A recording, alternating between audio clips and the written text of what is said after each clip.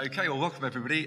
Very much like to welcome you and thank you very much for coming. We'd like to thank Port Elliot for being our host and the Arts Council of England who have made it happen.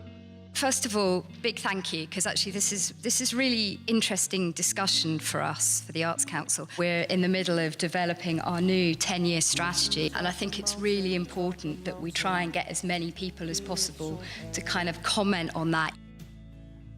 It's quite easy for people to get burnt out, to get rinsed out, to be exploited, basically. So there's like growing new talent through the festival circuit can also just be exploiting young, enthusiastic people to work for nothing. It's down to us to try and find ways to kind of collaborate and come together. We love developing talent. In our last production, we had 5 interns in really key roles that we didn't just say, oh, you're an intern. We went, you're the assistant producer, you're the assistant director.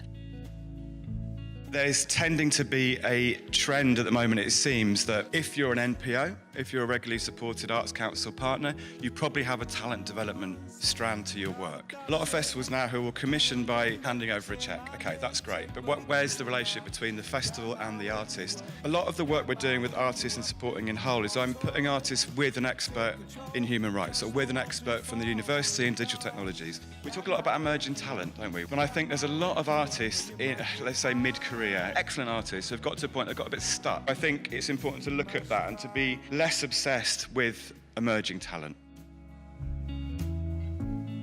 How can you create a community that a community does not necessarily exist? How do you define a sense of place through a creative program? We are not doing art to a place. The art has to come from the place. It's not about commissioning them. It's about what are you doing to bring the next generation through? What are you doing to give something back to your community? And by and large, people are getting on board with that. We're interested primarily in working with individuals and communities to have good ideas that solve problems, make things change, and then really put them into practice. There is this trick you can pull where if you get interesting, clever people to do something else that they've always wanted to do, but they're so busy doing what they have to do, then you get a great result. Sue's a successful actress, let's get Sue to DJ or make a film on her mobile phone. The other bit that I think is going to be really interesting in terms of festivals, where do they go in that sort of digital online place?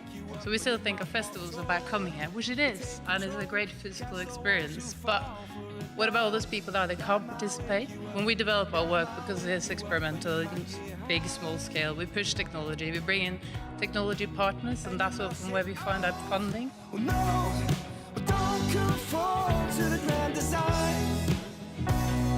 But don't conform to the grand design.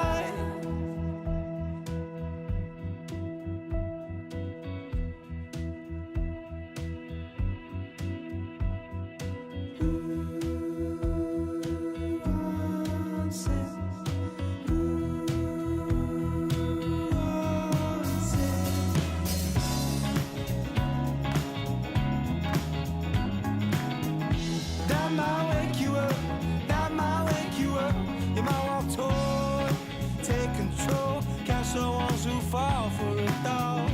That might wake you up. That might wake you up. You might get high. Well, you might get high.